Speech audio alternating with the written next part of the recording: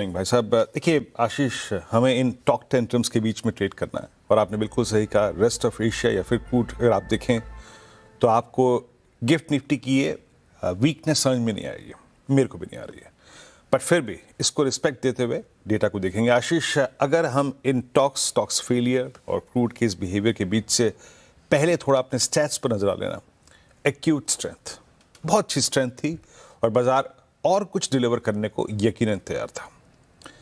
पहली बात, आपका एक स्ट्रॉन्ग क्लोज ऑलमोस्ट ए हाई पर। बैंक निफ्टी ने लीड किया 55,200 के क्लस्टर को काटने के बाद 56,000 को स्ट्राइक किया। आप ये सब कर रहे थे बड़े कंफर्टेबली 20 डेमा के ऊपर, both indices, Nifty bank. Institutional behaviour देखिए, एफआईआईज कैश में एक जमाने बाद आए और ये समझिएगा कि जब यूएस इंडिया ट्रेड डील हुई थी उसके बाद कुछ दिन उनकी तरफ से कैश आया था, उसके बाद पहली बार इतना कैश कमिटमेंट आया। बहुत कैश नहीं था बट स्टिल 1,000 करोड़ रुपए का कैश बाजार में था। But most important, cease fire के बाद जो एक ट्रेंड बन रहा था, और याद रखिएगा सीज फायर के दौरान और सीज फायर के बाद सबसे बेस्ट परफॉर्मिंग मार्केट्स हम ही थे।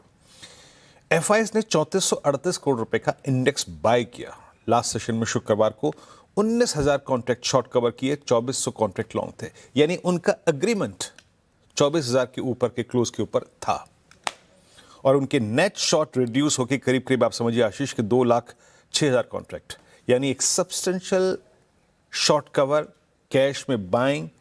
और आज के एक्सपायरी के लिए बाजार बहुत स्ट्रांगली प्रिपेयर था, बहुत स्ट्रांगली प्रिपेयर था। मैं स्ट्रांगली प्रिपेयर इसलिए कह रहा हूं आशीष क्योंकि एफआईआईज की कैश की बाइंग के साथ साथ इंडेक्स की बाइंग के साथ पुट शॉर्ट भी आई, करीब करीब 72,000 कॉन्ट्रैक्ट पुट शॉर्ट। सो हमारे पास डिफाइंड बेस है, यानी सेल बटन प्रेस करने से पहले, एग्जिट करने से पहले या फिर वीकनेस की बात करने से पहले हमें बहुत कुछ वायलेट करना पड़ेगा। एक बहुत ही इंपॉर्टेंट क्लस्टर वायलेट करना पड़ेगा। क्या है बताता हूं मैं आपको। लेकिन आइए ऑप्शंस की प्लेसमेंट याद रखिएगा। मैं इस पूरे इवेंट को, इस पूरे घटनाक्रम को अपनी रेंज के हिसाब से देखूंगा क्योंकि प्रेडिक्ट करना मुश्किल है कल क्या होगा, परसों क्या होगा। लेकिन हमारे लिए दिक्कत का सबब यह है कि हमारी कल छुट्टी है। 24,200 के कॉल आइटम्स भी बैकफुट पे थे, सारा कॉल कंसेंट्रेशन खिसक गया था 24,500 पे। बहुत टफ रेजिस्टेंस अगर कोई था वो था 24,200, जहां पे आपका 50 डेमा भी अलाइंड है। लेकिन नीचे बहुत स्ट्रॉन्ग पुट राइटिंग, अगर आप देखें नीचे की स्ट्राइक्स में हुई थी 24,000 की स्ट्राइक में, 23,800 की स्ट्राइक में, 23,500 की स्ट्राइक में अच्छी पुट राइटिंग थी। एंड मोर प्रिसाइसली अगर आप देखें 24,000 की पुट में करीब 61 लाख का आउटस्टैंडिंग हुआ, इस रेंज का सबसे हाई, यानी ये एक्सपायरी कुछ बेटर डिलीवर करने को तैयार थी आशीष। पिरामिड्स में भी आपको ये बात नजर आएगी कि कॉल आइटर्स ने बहुत दूर का ग्रिप लिया था, वो इस जोन में कंफर्टेबल नहीं थे। And most specially India VIX slide हुआ था 50 डेमा के नीचे। मैं ये ग्राउंड वर्क इसलिए कर रहा हूं आशीष क्योंकि हमें एस्टेब्लिश इस बात को करना है कि हम एक बहुत स्ट्रॉन्ग ट्रेजेक्टरी में क्लोज हुए थे। अब आते हैं लेवल्स पे। देखिए, मैं गिफ्ट निफ्टी से, अब जैसे कि आप थोड़ा सहमत नहीं थे तो मैं भी सहमत नहीं था, बट जो ट्रेड हुआ है उसको रिस्पेक्ट देते हैं। बेस वन स्क्रीन पे लेके आइएगा। अगर टुवर्ड्स क्लोज हालात इतने खराब नहीं रहे तो क्या करें आप अपने एग्जिस्टिंग लॉन्ग ट्रेड्स के साथ, या फिर क्या अप्रोच होती है? देखिए, first base considering 2 put writers, ये फंडा है, इसको हम भुला नहीं सकते। 24,000 पे पहली पुट राइटिंग थी और दूसरी पुट राइटिंग थी 900 की स्ट्राइक पे। तो एक डे ट्रेडर के तौर पे बेस वन काम कर जाता है for a reversal trade. Base one के डिप को आप बाय कर सकते थे। बट अगर चीजें इससे नीचे हैं तो याद रखिएगा, इसका मतलब यह है कि बाजार एग्जिस्टिंग एनवायरनमेंट में कंफर्टेबल नहीं है। In any case we violate base too, please कोई कंस्ट्रक्टिव अप्रोच मत रखिएगा। याद रखिएगा, सूरत हाल अभी के नहीं, बात यह है कि कल छुट्टी भी है। So second half critically poised होगा। अगर ये बेस टूटता है तो प्लीज कमेंट्री को ठीक से पढ़िएगा। अगर ये बेस टूटता है तो एग्जिस्टिंग पोजिशन से लॉन्ग से एग्जिट कीजिएगा। कोई रिवर्सल ट्रेड की तमन्ना मत रखिएगा।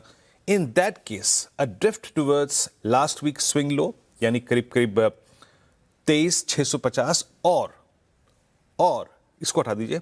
कमेंट्री में नीचे क्लियरली लिखा है अ टेस्ट ऑफ 10 डेमा एंड 20 डेमा पॉसिबल। और याद रखिएगा, जब मैं 10 डेमा एंड 20 डेमा का टेस्ट की बात कर रहा हूं, इसमें मैं इस फैक्टर को गिनते हुए बात कर रहा हूं कि कल की छुट्टी है, बाजार अपने रिस्क को एडजस्ट करेगा। इन दैट केस जो चीज आज नहीं होगी वो वेडनेसडे पॉसिबल हो जाएगी।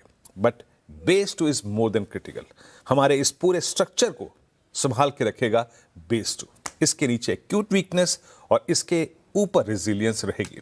मैं रेजिलियंस शब्द का इस्तेमाल बार बार इसलिए कर रहा हूं क्योंकि इवन सीज फायर से पहले आशीष हमने एक रेजिलियंस के दौर को देखा है। तो उसको रिस्पेक्ट देंगे।